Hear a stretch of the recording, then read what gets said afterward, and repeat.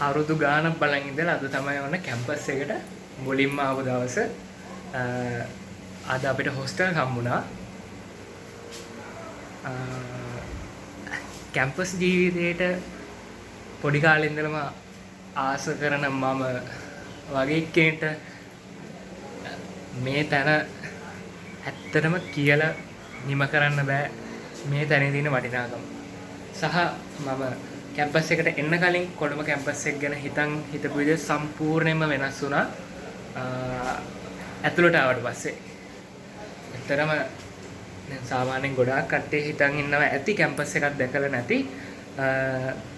අපේ දැන් පේරාදෙනිය ඊළඟට රුහුණ ඒ වගේ මේන් කැම්පස් වගේ නෙමෙයි මේකේ අපේ ටෙක්නොලොජි ෆැකල්ටි එකේ ඉන්නේ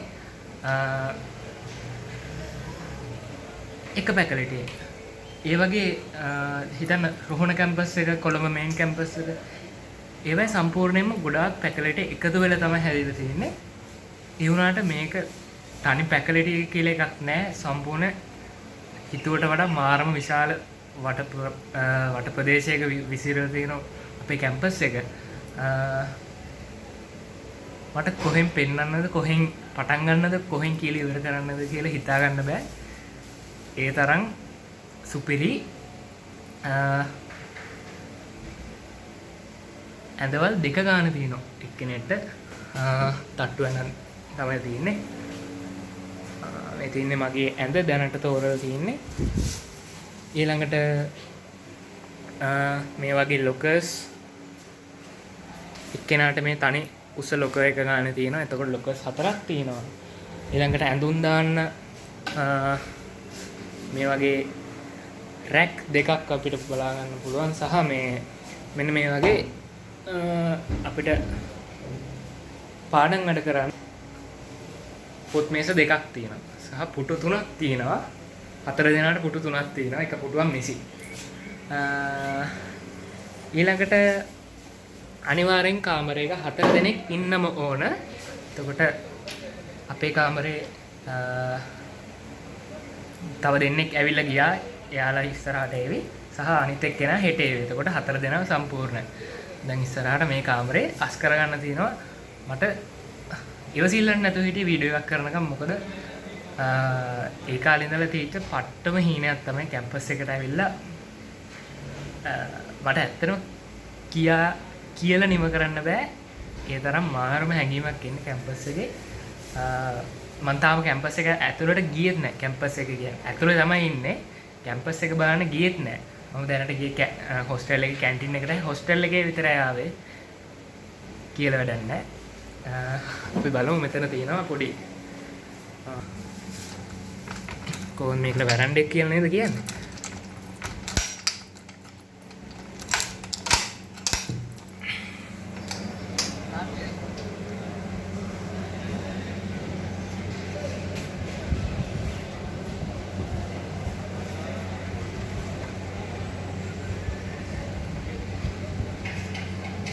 කොහොම තමයි අපිට හොස්ටල් එකේ අපි ඉන්න කාමරෙන් එළිය පේන්නේ. ඇත්තටම සුපිරි. කැම්පස් එන්න කොළඹ කැම්පස් එකට කවුරු හරි ඉන්නවනම් ආසාවෙන් ඉන්නවනම් ඇත්තටම ඔයාලට කියන්න තියෙන්නේ කියලා වැඩක් නැහැ. ඒ තරමටම සුපිරි. ඉතින් මමත් ඒ කාලේ ඉඳලම මේ වගේ කැම්පස් එක කියන්නේ මම දැකලා නැහැ මේ වගේ කොළඹ කැම්පස් එකේ මේ වගේ වීඩියෝස්. ඒ වුණාට මම ගොඩාක්ම පේරාදෙණිය කැම්පස් එකේ ඊළඟට ඊළඟට මගේ කැමතිම කැම්පස් එක ඌවබෙල්ලස්සේ. ඒ වගේ කැම්පස් වලට එන අයියලා අක්කලා දාන මේ වගේ බ්ලොග්ස් මම ඒ කාලේ ඉඳන්ම බැලුවා. මාරම ආසාවෙන් හිටියේ මමත් කවදා හරි කැම්පස් එකට ඇවිල්ලා මමම බ්ලොග් එකක් කරලා දානවා කියලා මාරම ආසාවෙන් හිටියේ. ඉතින් ඉස්සරහට මම බලාපොරොත්තු වෙනවා මේ වගේ බ්ලොග්ස් කරන්න.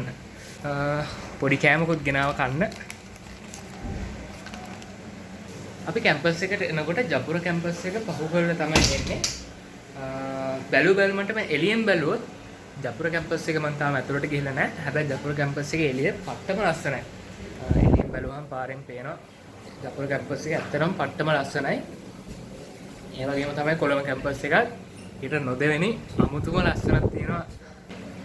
මේ වටේ තියෙන පරිසරයත් එක්ක මේ වටපිටාවත් එක්ක කැම්පස් එකකට ආදරය කරන ළමයින්ට තාමත් නිකන් රන් ආකාරයක් වගේ තැන.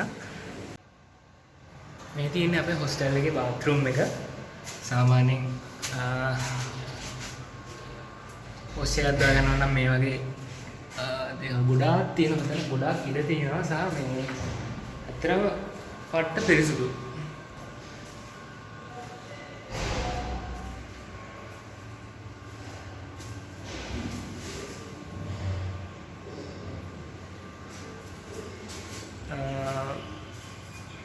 හොස්ටල් එකේ වොෂ්රූම් එක නම් පර්ෆෙක්ට්. ඇත්තටම සුපිරි. ඒකට වඩා ක්වොලිටි එකම තියෙනවා. මේ ගොඩක් ඉඩ තියෙනවා. ඔක්කොටම වඩා වටින එකනේ ගොඩක් ඉඩ තියෙනවා. ඒ කියන්නේ අපිට වේටින් ලිස්ට් එකේ ඉන්න ඕනේ නැහැ. ඕන වෙලාවක එන්න පුළුවන්.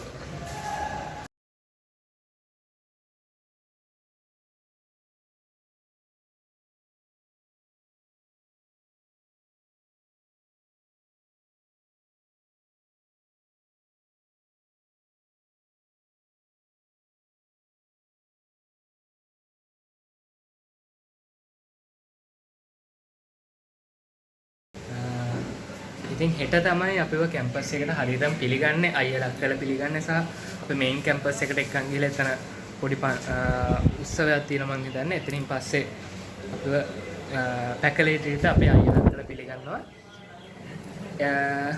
එතන විශේෂ ක්ලිප්ස් ටික ඉස්සරහට මම දාන්න.